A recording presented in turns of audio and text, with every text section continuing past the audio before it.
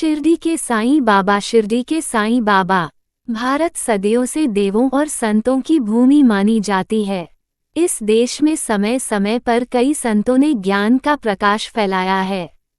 शिरडी के साईं बाबा भी अवतारी पुरुष के रूप में पूजे जाते हैं। अगर आप इस चैनल पर पहली बार आए हैं तो चैनल को सब्सक्राइब जरूर कीजिए। इस कथा को सुनने मात्र से होगी मनचाह इच्छा पूरी। तो चलिए सुनते हैं शिरडी वाले साईं बाबा की पौराणिक एवं चर्चित कथाएं। शिरडी के साईं बाबा की चमत्कारी शक्तियों के बारे में बहुत सी कथाएं हैं। साईं बाबा के पूजन के लिए गुरुवार का दिन सर्वोत्तम माना जाता है।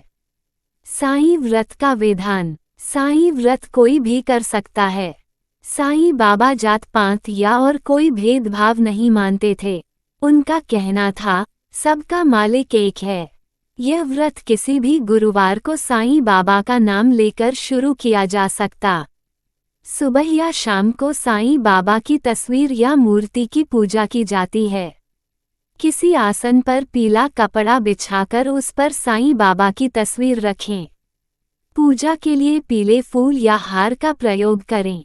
धूप दीप जलाकर साईं व्रत की कथा पढ़ना चाहिए। पूजा के बाद प्रसाद बांटना चाहिए। प्रसाद के रूप में फल या मिठाई बांटी जा सकती है।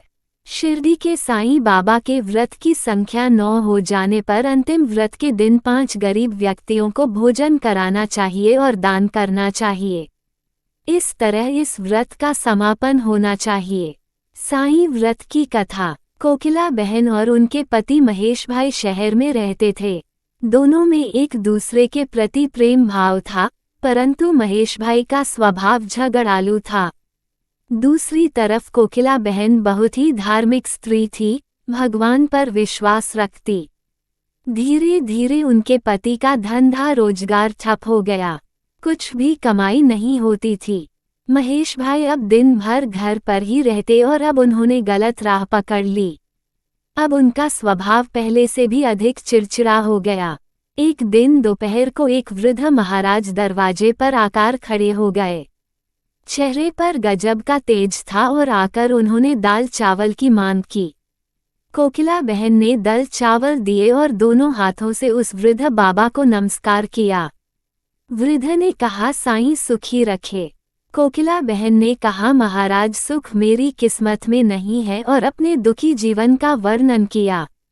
महाराज ने श्री साईं के व्रत के बारे में बताया। 9 गुरुवार फलाहार या एक समय भोजन करना, हो सके तो बेटा साईं मंदिर जाना, घर पर साईं बाबा की 9 गुरुवार पूजा करना, साईं व्रत करना और विधि से उद्यापन करना, भूखे को भोजन देना।